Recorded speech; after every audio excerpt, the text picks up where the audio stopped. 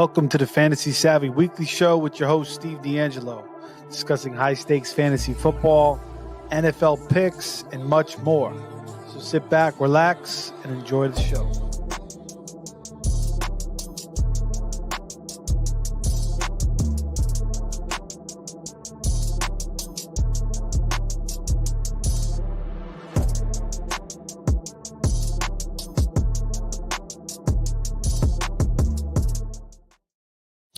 And welcome back, everybody, to the Fantasy Savvy Weekly Show with your host, Steve D'Angelo, back for Week 16 NFL picks. Christmas week, we're going to try to get Santa here, come visit us a little bit early. Christmas Eve is Sunday, bunch of games, and then Christmas Day, we got 3 games, capped off with a magnificent game Monday night, Christmas Day, night, between the San Francisco 49ers and Baltimore Ravens in San Francisco. And we will have a pick on that game as well. Usually we do this game after the Thursday night game, but there is, Christmas coming up. I have plans, so I got to get this in early. I'm going to be away tomorrow. And then, it's going to be crazy with family here, trying to get everything situated. Did this show earlier with Anthony on the Face Off Sports Network. This is going to be also broadcasted on the Face Off Sports Network podcast. So thanks to Anthony for putting it out there. Please head over to X. Follow me at Fantasy Savvy. Like and subscribe if you're watching on YouTube. Really appreciate it. But again, we'll be broadcasted on the Face Off Sports Network. So let's get into it. We have 11 picks. 11 picks. Last week, we lost 3-5, coming off 3 straight winning weeks. And we'll go all the way back to week 2 to recap our record again. Again, week 1, if you never listened to the show, didn't pick week 1 because I was drafting. Didn't get a chance to put a show out. But week 2, 2-1. Week 3, 6-0. Week 4, 3-2. 3 straight winning weeks. Week 5, 3-6. Week 6, 2-4. Week 7, 7-2. Very, very good. Week 8, 3-5. Week 9, 1-3. Week 10, 3-4-1. Week 11, 3-5. So we hit a rough patch. 4 straight losing weeks, but then 3 straight winning weeks with week 12, 7-2. Week 13, 3-1. Week 14, 7-4-1. And then last week we go 3-5. The freaking Jets I took, that was a disaster. They looked terrible. It was just a terrible pick. Looking back at my picks, I was right on Buffalo. The Rams Commanders over, that did not hit. It just went under. Came close, but it went under. Packers Bucks did go over. Bears covered as well. Broncos was a bust. Broncos Lions over was also a bust. And the Giants, that was also a bust. Tommy DeVito could not go down in New Orleans and get it done. And he got his freaking head slammed against the turf there. So it was kind of ugly for Tommy Cutlets. But, let's look to bounce back this week here in week 11. We have a Thursday night pick. We got a pick for Saturday's games. We got 2 Saturday games this week. We got picks on Christmas Eve. And we got picks on Christmas Day. So let's get right into it. With the first pick,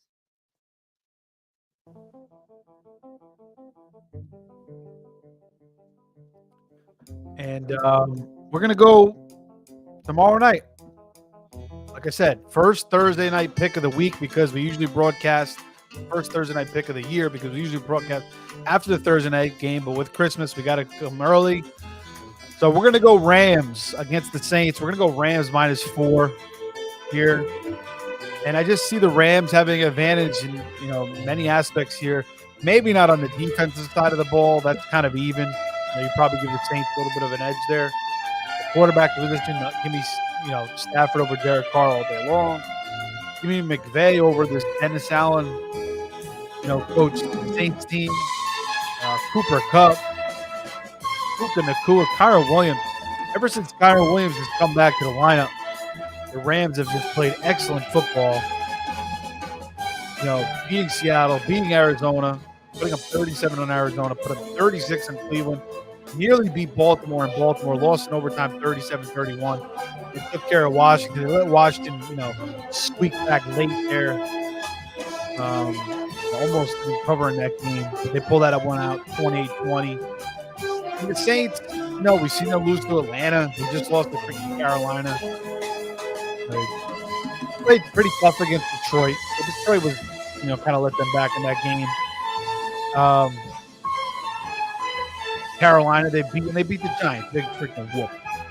They lost at Minnesota. So, Derek Carr, Olave should be back this week. Carr and Olave had a nice little connection before he got hurt. It was getting better as the season goes on. You got Kamara. Shaheed is back. Jawan Johnson, Taysom Hill, yada, yada. And this game could be a little bit back and forth. Could get kind of high scoring. So maybe the over isn't a bad play either. But I'm going to go Rams -4 tomorrow night, or tonight actually. Here Thursday. Rams to get it done against the Saints on Thursday Night Football on Amazon Prime. You guys watch that Prime Vision where you can see the all 22 there? You ever watch that? The guy comes in with all his stats and whatnot. I kind of like watching the all 22, although it's kind of far back. I don't know if I like watching a live game in all 22. I kind of like going back and watching the all 22 because it's better when you can kind of see everything closer a little bit. But it's cool to see everything set up. Like you can see guys that are going to run and open, just like being at the game. You can see everything that's happening on the field. So if you haven't checked that out, that's an option on your Amazon. You can watch in 3 different views. If you didn't know you could do that. All right, let's go to Saturday now. The first game on Saturday. There's 2 games on Saturday. The first game is at 4:30. That is between the Pittsburgh Steelers and Cincinnati Bengals. And the Pittsburgh Steelers will be starting Mason Rudolph. So Kenny Pickett wasn't great. I mean, by no means, but at least they were winning games with Kenny Pickett. And ever since Kenny Pickett's went out of the lineup, we saw them lose to freaking Arizona 24-10, New England 21-18, and then they get smacked by the Colts last week 30-13. George Pickens is out there, not blocking guys, so he doesn't want to get hurt. I'm surprised he hasn't been benched yet. I mean, I love George Pickens coming to this year. He's talented. He's one of the most talented receivers. I mean, 6'3", great speed, can snatch anything out of the ground, but his head's just not right. It's not in the game. I don't think he puts full effort out there. You could see it in his route running. You could see it play by play. He kind of gives up on certain plays, not blocking. Maybe he's just throwing in the towel.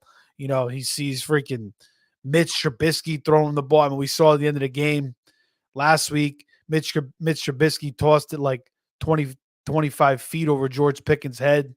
Mitch Trubisky is absolutely brutal. So Kenny Pickett, at least he could make some throws. I mean, we saw that pass against Cleveland when Pickett threw it to Pickens for the game winner.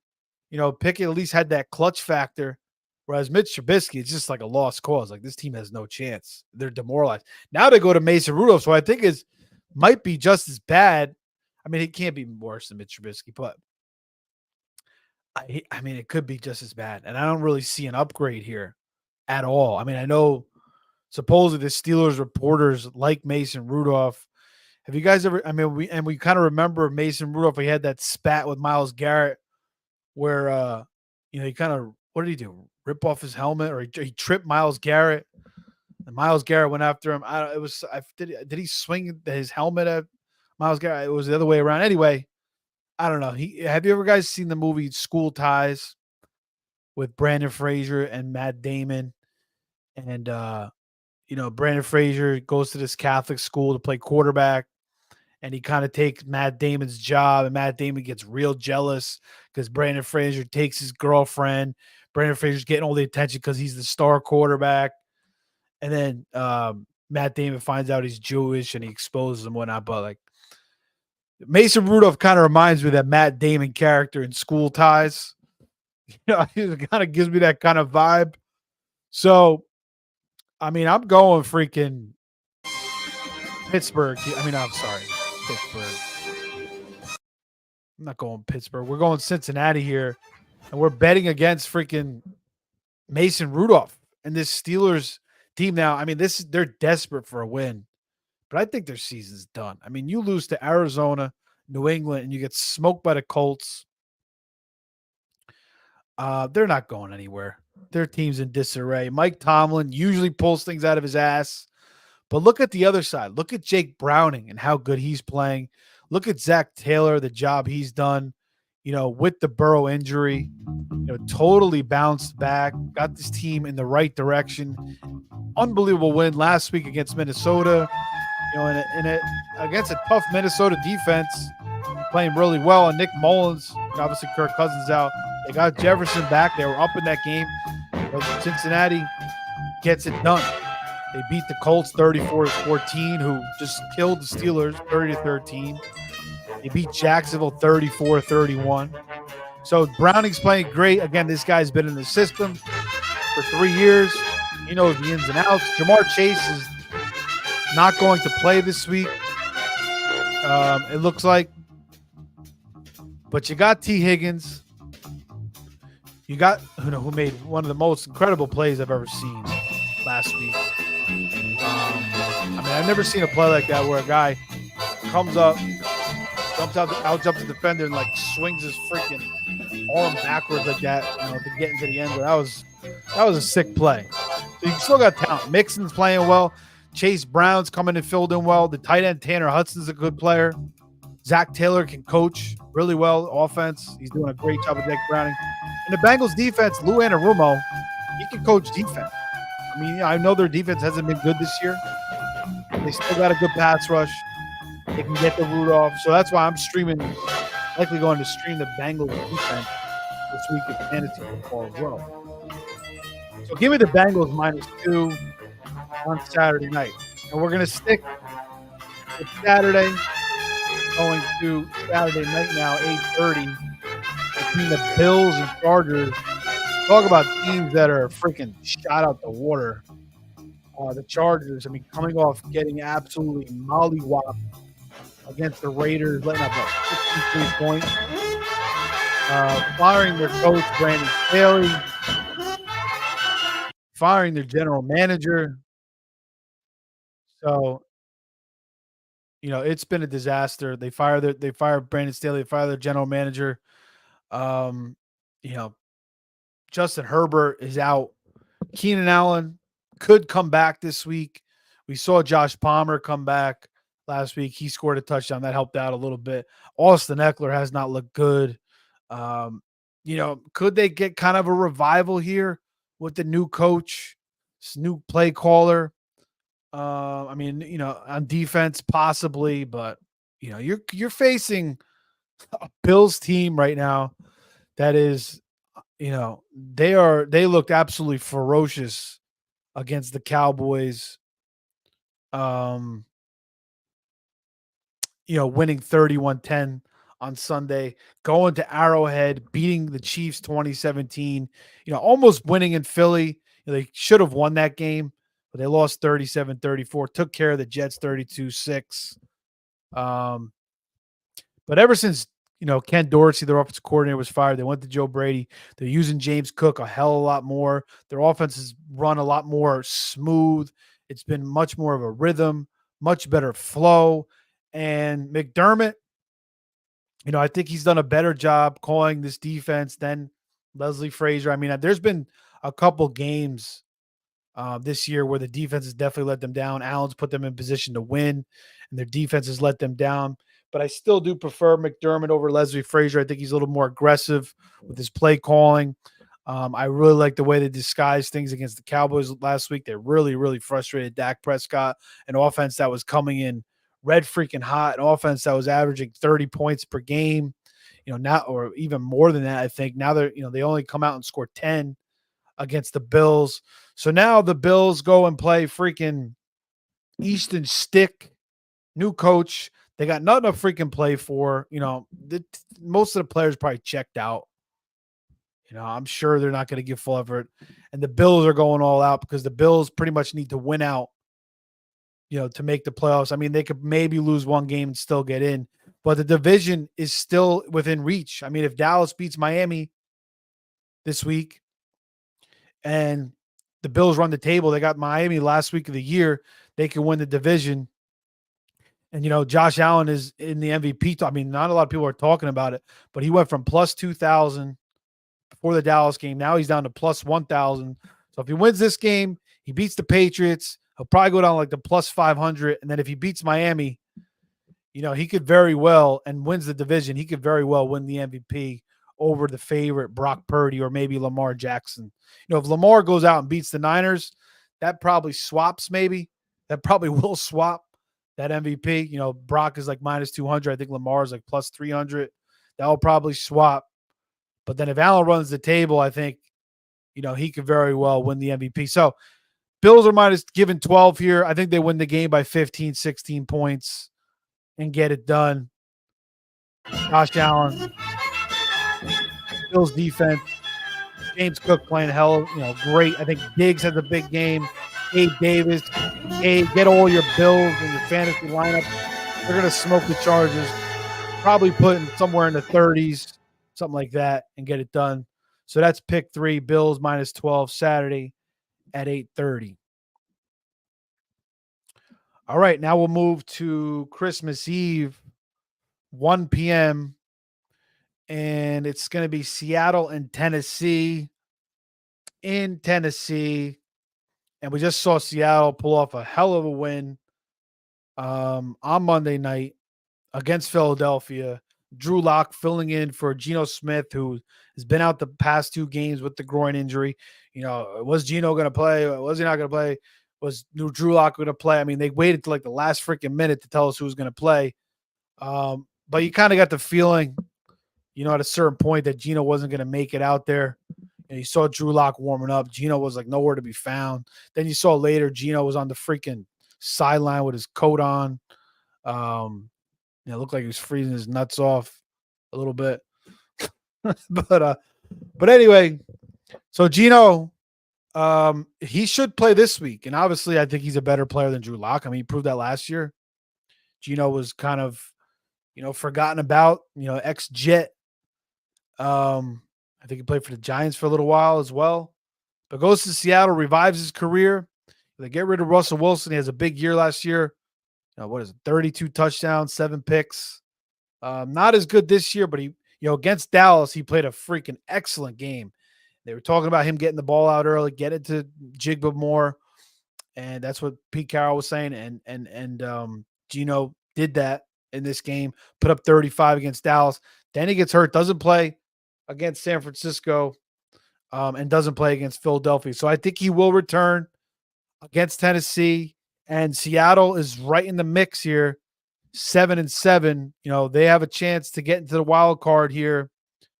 So they're playing for their life right now. They just came off a huge win. There's no way they're going to go to Tennessee and have a letdown spot. And then you look at Tennessee, and last week was their playoff game against Houston. That was their chance to possibly go on a run. Derrick Henry was saying it. Now Derrick Henry is like, I'm probably not going to be with the Titans next year.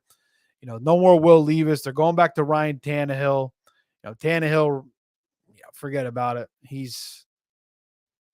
might revive the offense a little bit. I mean, with Levis, it just wasn't great. It was just, they weren't being consistent at all. Like Levis would make a couple nice throws here or there. And then, the offense has no chemistry, no flow, mostly because their offensive line is a disaster. I mean, we saw last week, Derrick Henry, also their coordinator sucks too, because it was every freaking first down there running the ball. I mean, Houston knew it was coming, and Derrick Henry was hitting the backfield. He had no chance to go anywhere. And then Levis did miss some throws as well. But they have talent on the offensive side of the ball. I mean, they got Hopkins. Treylon Burks had a nice game. Finally, he struggled with that concussion, but he came back. Chig Okonkwo, is talented as well. He got rocked in this game. But I think he's fine. I think he'll play. I don't see him on the injury report here. And then, the Seahawks, Devin Witherspoon was out against Philly, and they benched Tyreek Woolen, and they still won. We saw that dude Love get those 2 interceptions. So, that's what I'm saying. Like Pete Carroll benches dudes, and then you got freaking Mike Tomlin. I'm surprised he hasn't benched George Pickens. I mean, we've seen some real shenanigans out of George Pickens this year, but that hasn't been benched. So we'll see. Maybe George Pickens gets benched. But anyway, I think Seattle takes care of business on the road here at -2.5. I think Gino's going to play. Love the way Jig was coming on towards the end of the year here. Kenneth Walker looked great. You got DK, you got Lockett. All should have a nice game here. The other side, Tannehill, yeah, it might keep him in the game for a little while, but Seattle should blow this one, open late. Could be a little bit high scoring. I was tempted to take the over here, 41.5, but I'll just stick Seattle -2.5 for pick 4. Pick 5, we are going to go to Florida in the battle of two Florida teams. And we're moving to the 4 o'clock slot now between the Tampa Bay Buccaneers and the Jacksonville Jaguars. And, Jacksonville's desperate for a W. I mean, I was tempted to take Jacksonville here. They need a win. And it seems like a spot to take Jacksonville. But the Bucs are playing good football too. And maybe this is just going to be a shit year for Jacksonville.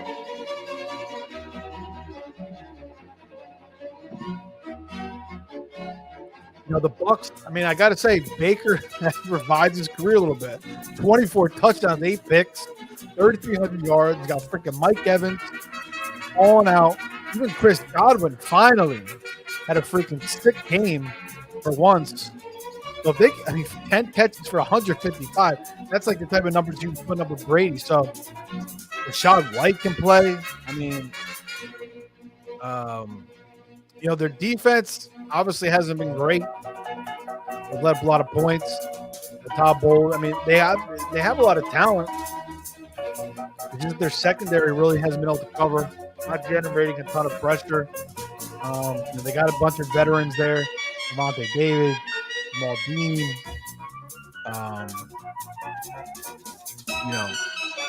Devin White.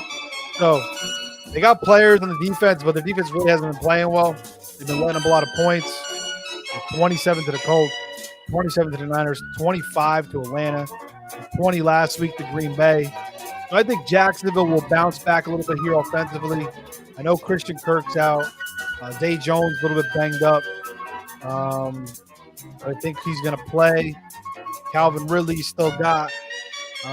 Parker Washington, the rookie, I think can play. You got Evan Ingram, Travis Etienne. Doug Peterson. Good offensive play caller. I think there'll be some points put up here in this game. I think, here in Florida, 73 degrees. I'm actually going to be on the west coast of Florida, so looks like pretty good weather. It's been kind of cool here in Florida. I think the El Nino is messing with the weather here a little bit in Florida. Definitely been cool. I feel like I'm in the Northeast again a little bit. But yeah, let's go over 42.5. Baker's playing good. Got talent on that side of the ball. Jags, I think, will bounce back here. I think they'll make a competitive game. They've lost 3-0. This is like their season here. They got to have a good game offensively. Trevor Lawrence got to step the freak up. He's got that ankle injury. He should be over that a little bit by now. Basically 2 weeks from that injury that he suffered against Cincinnati. Well, let's go Tampa and Jacksonville over 42.5 for pick 5. Pick 6, we're going to go with another over. And this is going to be, another really good game this week between Dallas and Miami. And we were talking about how, if Miami loses this game, the Bills will have a chance to possibly, win the division. If they could beat Miami the last week there and go on a run. I don't know who to take in this game. I mean, I could see either team winning the game. I think Dak, after a loss usually does bounce back pretty well. You expect Dallas to be a lot more focused here in this game. after going to Buffalo and not playing well. I mean, Miami looked good last week on defense, on offense. Give Tua credit, played pretty well against a good Jets team. But the Jets, the problem with judging the Jets defense at a certain point is, and the team probably knew. I think they knew once Zach Wilson went out with the concussion. They saw their offense not doing anything early. They're just like, this is it, man. We're freaking shot. We're right away. I don't know. You can't chase Jalen Waddle down. Jalen Waddle burnt DJ Reed. No Tyreek. They still get it done. Mostert, another good game. Guy has freaking 20 touchdowns.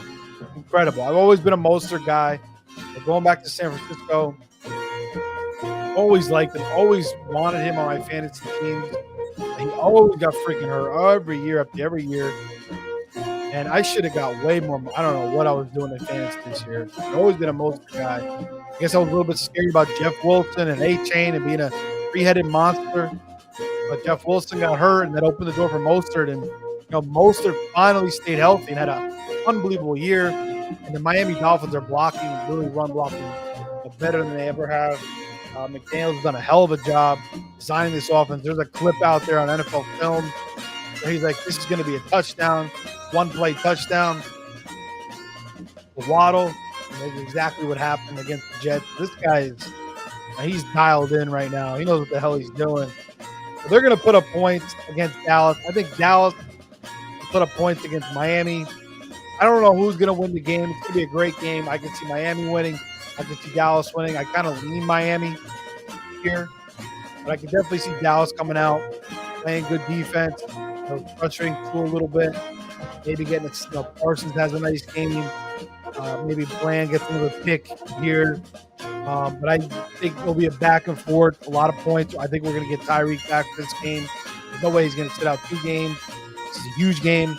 So let's go over 49.5. Seems kind of square. Seems kind of basic. Most people are going to bet this freaking over. It's just, how do you bet an under in a game like this? But, I just think it's more fun here. Christmas Eve. Let's take the over 49.5.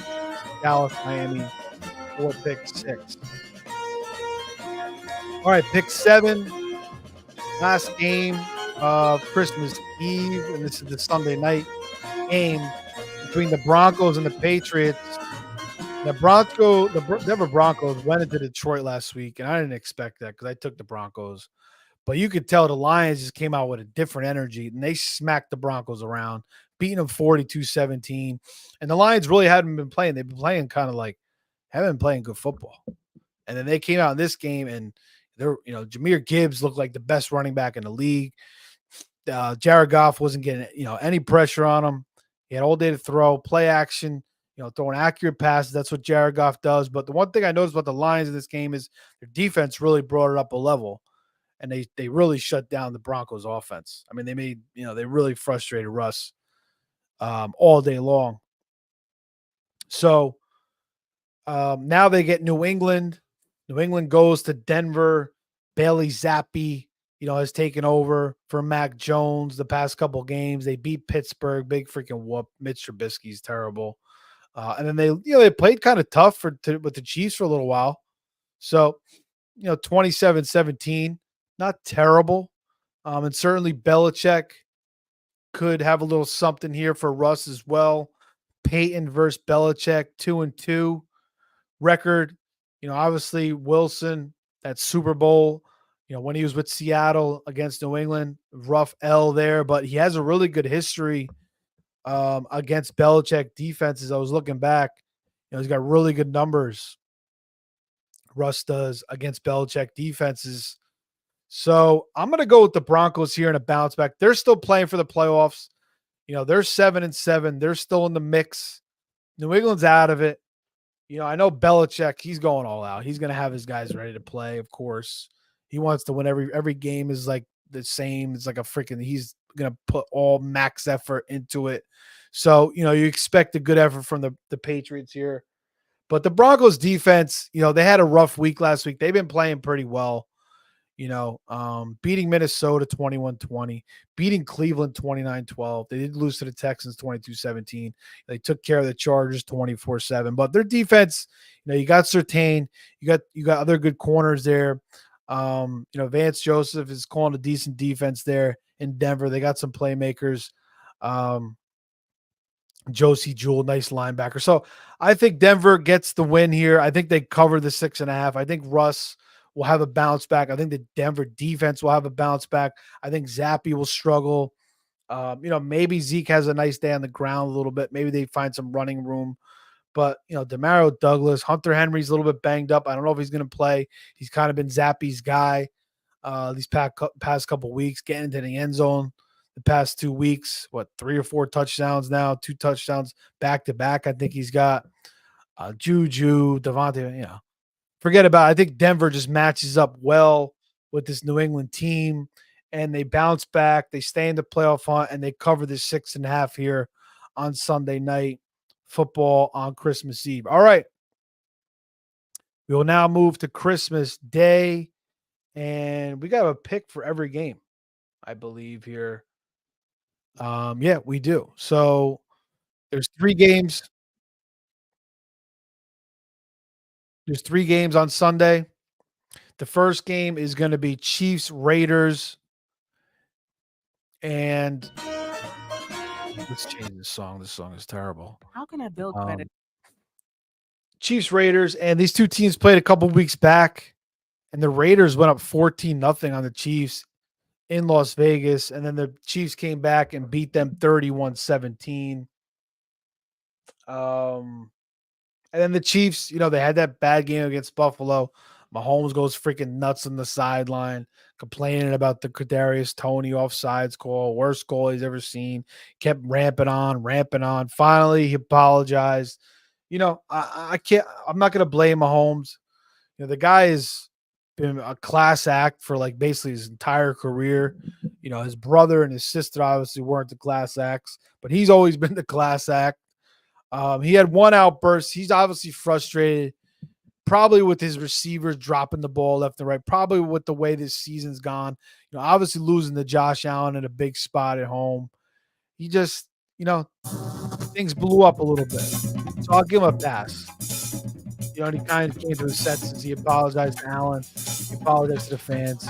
So, then you got Travis Kelce, obviously, with the Taylor Swift.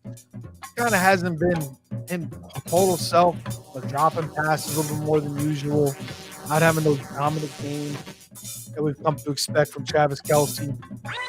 But Rashee Rice, the last 2 weeks, 88% snap share. I think last week it was 92% snap share.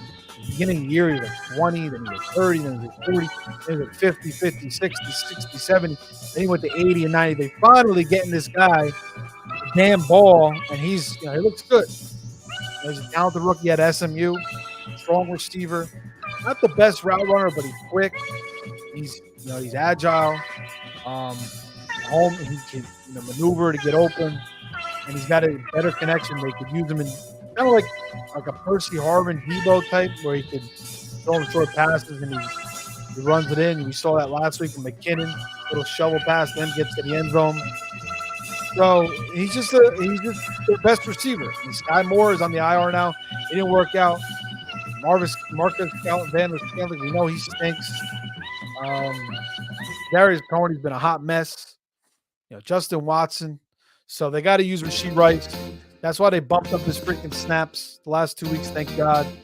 And I think they're going to have a nice game offensively here against the Raiders, who, the Raiders are out. I mean, they got an outside chance to make the playoffs. They're 6-8. They're coming off that 6-3-21 win. A couple weeks ago, they freaking got donutted against Minnesota. So, and again, they went up 14-0 on the Chiefs. They came back and won 31-17 on the road. So, I think the Chiefs at home now, they cover this 10-point spread. They win by 13, 14 points. They take care of business offensively. Defensively, they slow down the Raiders as well. The Raiders they got Aiden O'Connell isn't bad. They got Devontae Adams. Um, Josh Jacobs should be coming back, but I just think the Chiefs get it done, and I'm going to take the over here too, 41.5. I think the Chiefs are going to put up some points, and I think the Raiders can do a little something on offense as well. Again, last time these two teams played 48 points, so why can't we go over 41.5 here? So that's pick 8 and pick 9. All right, Monday, still Christmas Day, 4:30, so it's kind of good, Christmas Eve is crazy. Like I'm gonna be cooking. Thank God I got the YouTube TV. I can watch the games a little bit, but I gotta make a call. I gotta do this or that. So I'm definitely not gonna be able to track the action like I usually do on a Sunday, Christmas Eve. But at least Monday, I'm going to my brother's house. We can watch one game at a time. So this is the second game. 4:30, Christmas Day. Giants, Eagles. The Eagles have dropped 3 freaking straight. The Giants look like they had a little something, winning 3 straight. Washington, New England, Green Bay, and then they go to New Orleans, and it all. Tommy DeVito's out of his element a little bit there down south. It's a good defensive team. I expected a better performance from the Giants, but that's kind of who the Giants have been all year. They look good and look bad. They look good. They've been very inconsistent overall. So,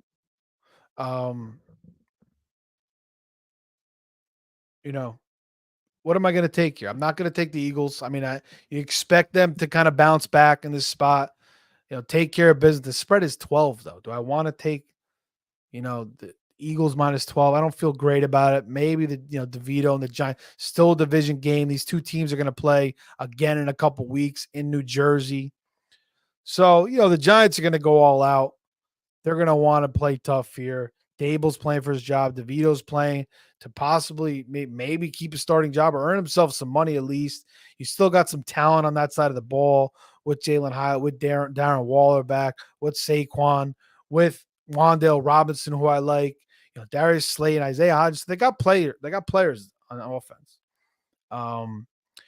But I think the Eagles are going to put up points, and I think the Giants are going to put up some points. So I'm going to take the over 42.5, another over as well. I mostly take overs. I take an under every once in a while, but mostly overs, especially during the holiday. You don't want to take a freaking under. You want to be taking overs. You want to be excited. So that is going to be pick 10. And then the last pick for the best game of the week, perfectly placed by the NFL, and it all worked out. Both teams are healthy. Both teams have their quarterbacks. And we have Baltimore versus the Niners in San Fran, 8:30 on Christmas Day. Christmas Day night. So, went to the Christmas Eve party. Had people over for Christmas Eve. Kids went to sleep. They opened up all the presents. Had the breakfast, ate up freaking every little thing. You probably drank, ate, you did everything you possibly could. You're probably shot. You got to bring out the espresso, the coffee, get a little lively, get jolted up. Forget about Tuesday. Forget about the next day. Just get souped up. You gotta watch this game. You cannot be falling asleep on the couch watching this game. You have to stay focused. Between these two teams, because this could be a Super Bowl potential matchup between the Niners and the Ravens. And obviously the Niners, I think most people will say they're the best team in the NFL. I mean, outside of some people saying Brock Purdy's an overrated system quarterback or whatnot. But the Niners, they went on the first 5 games, they won. And they went on that 3-game losing streak, losing to Cleveland, losing to Minnesota, losing to Cincinnati. But interesting about those two teams, those 2 losses against Cleveland. Cleveland brings pressure, frustrated Purdy. What does Minnesota do with Flores? They bring pressure as well. Lou Anarumo, Cincinnati, he can coach defense. They can bring a little bit of pressure too. with Hendrickson and Hubbard. Then they go on a 6-game winning streak, beating Jacksonville, Tampa, Seattle, Philly, Seattle, Arizona. But now they play Baltimore. Baltimore leads the league in sacks right now with 50.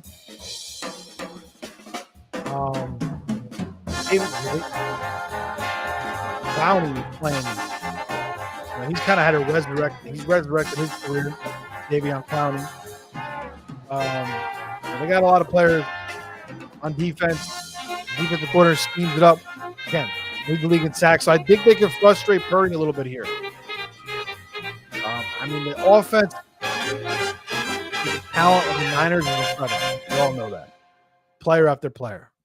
Freaking Ayuk, Debo, CMC, Kittle. They're here. Jawan Jennings, I think, is a good player. And Lamar, at times we've seen him look really good in this Todd Monken offense. And at times we've seen him kind of look blah. But the thing about Lamar is it's just incredible because he's so hard to sack. Because he's so freaking good in the pocket. He just does the little dance, Solomon squat in the pocket, gets out, makes the move, comes back, goes up, comes back, takes off, finds somebody open. So I think they're getting 5.5. Harbaugh is a hell of a coach. Without Lamar, you got Zay Flowers, you got Beckham. Likely's filled in for Andrews really well. They just lost Keaton Mitchell, which sucks. But Justice Hill's a decent player. You got Gus Edwards. Still got a good offensive line. Hopefully Ronnie Stanley's going to play. So I think Baltimore can keep it close. Both teams are going to go on. I think Baltimore maybe plays with a little bit more here than San Fran because, I don't know. Maybe not. The intensity should be even on both sides. But I'm going to take Baltimore plus 5.5. I just think it's too many points. I just went back and looked at teams that frustrated Purdy and the Niners offense the most was teams that could bring pressure. Look what they did to Goff. They went to Detroit and they, just destroyed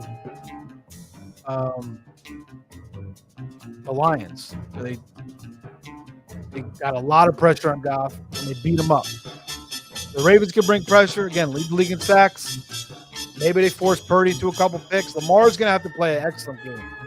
He's going to have to play a hell of a game regardless of how their defense plays because he could still lose it. Even if their defense plays well, if he doesn't play a good game, the Niners can still come out and win this game by 7 or 10. Lamar's still going to have to do his part.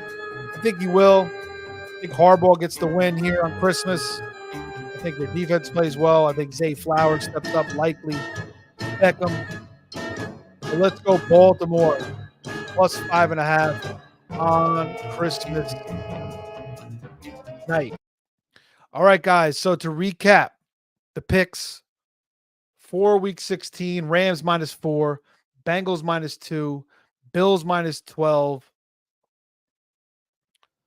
Rams is tomorrow night. Bengals and Bills are Saturday. Bengals -2, Bills -12. Then we're going to Sunday, Christmas Eve, Seattle -2.5. Jags, Tampa over 42.5. Dallas, Miami over 49.5. Broncos -6.5. Then we go to Christmas and we got KC -10. KC, Vegas over 41.5. Philly, Giants over 42.5. And Baltimore plus 5.5. So there you have it. 11 picks for week 16. We're at 54.6% on the year, or 53, 34, and 2, 54.6%. So we are winning. Let's see what we do this week. I think we could go at least 6-5, but we want to go 7-4, obviously. That'd be nice if we could go at least 7-4, go 3 wins up. That'll win you some money. 6-5 is not going to win you money with the VIG, with the juice. So let's go 7-4. Let's win some money. Maybe we'll go 8-3, hopefully. 9-2 or 11-0, maybe. And Christmas will really come early. But thanks for joining me tonight. Thanks for watching this show on YouTube, on Twitter, or wherever the hell you're watching, or listening on Spotify. Again, shout out to Anthony and the FF Face Off Sports Network. And everybody have a Merry Christmas, Happy holidays. Happy New Year. But we'll be back for the New Year next week, so we're not going to go that far. So again, follow me on X at Fantasy Savvy. Everybody have a great time with their families. Don't eat too much. Well, try not to eat too much. Try not to drink too much. And maybe get outside a little bit if you can. Get to church for Christmas if you're a Catholic or Christian. If you haven't been to church in a while, it's a good thing to do. So that's it, guys. Fantasy Savvy Weekly. Take care. Merry Christmas. Happy holidays. We'll see you next week.